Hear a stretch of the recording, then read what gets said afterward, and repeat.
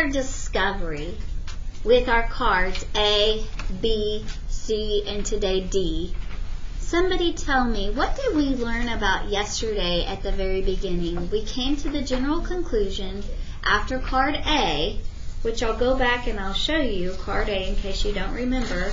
That would be this card. What did we decide after card A was important in order for us to be able to get to the value 12? Amelia? We needed to start with those parentheses. That's exactly right. So right here at the very top of my notes, and my notes are probably going to take the whole page. So I'm just going to kind of show you what my notes look like. So they're going to take the whole page. I'm making a poster here. All right.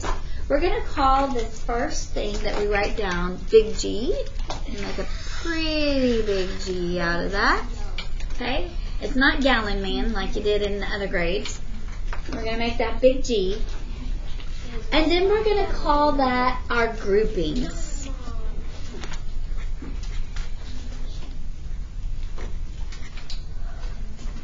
These are our groupings.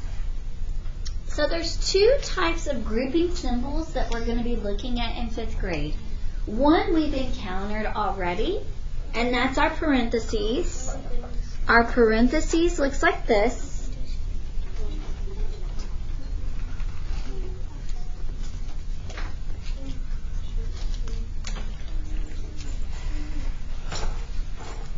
Okay. You've probably seen parentheses in math already when you were given something to solve last year in 4th grade. But they didn't ask you to find the answer. You just knew that it meant that, hey, this part goes together, this part goes together. Okay, so you probably have already seen those grouping symbols pop up. But in 5th grade, we actually solved those grouping symbols. Okay, so we have parentheses, and the other one that we need to put in our notes that we're going to encounter today as we start solving is called brackets. Brackets. Okay? So we have two grouping symbols in 5th grade. One's parentheses, the other one is brackets. So there is an order to this. If you have both, you always do parentheses, then you do brackets. Okay? So if we have both in an expression, we do parentheses first, then brackets, which is why I'm going to take my pencil and I'm going to put first and then second. First and then second. Any questions over that?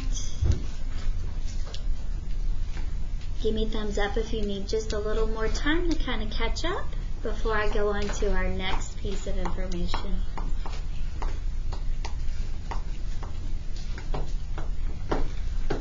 Alright, I'm going to go ahead and kind of slide that down a little bit. The next letter that I'm going to put over here would be the letter M. What do you think the letter M stands for? After us talking a little bit and maybe even thinking about card B. Card B. Sadie. It does stand for multiplicative. It does stand for multiplicative. So, I'm going to change colors. Multiplicative.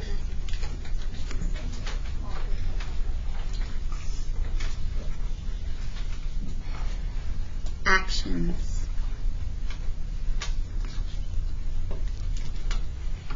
What are the multiplicative actions?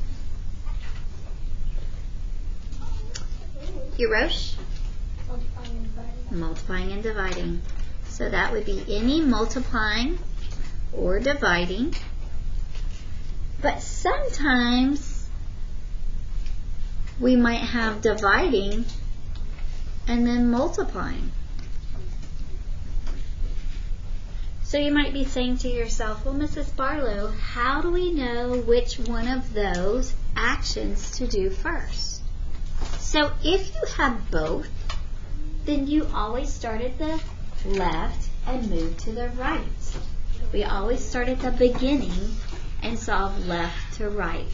So for this one, we see division first, we solve division, then we multiplied. But the one underneath, we saw multiplication first, and then we divided. So we're going to add that to our notes. If we have both, comma, solve left to right. And I usually just put an arrow like this, left to right.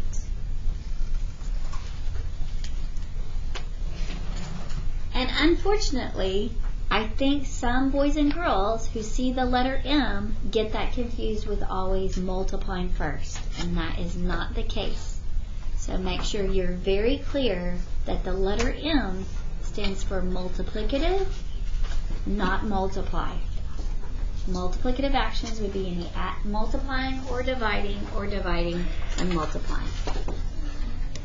Any questions over that?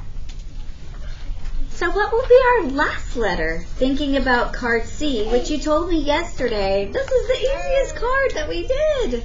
What is that going to be about? Keely. Yeah, what does the letter A stand for?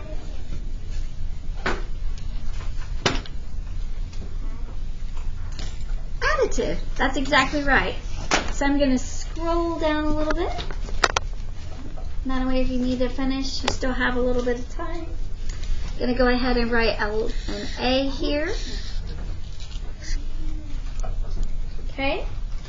So the A is going to stand for additive. I'm going to change colors again. Let me pull out a different color. That would be our additive actions.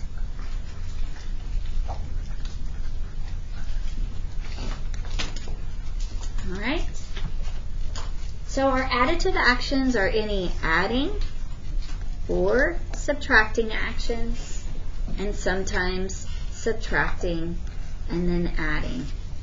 And I like to write both because it reminds me, if I have both, how will I decide which one to do? Where would I start? And thinking back to card C, where did we start when we had to think about those additive actions, Jack? You always start on the left and move to the right. Just like if you were reading, you're reading the expression, you start on the left, you move to the right. So we're going to add that to the bottom. If we have both, comma, solve left to right.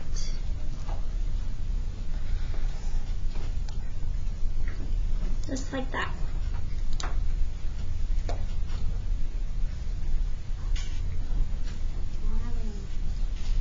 And you should probably be out of space because this should take the whole thing.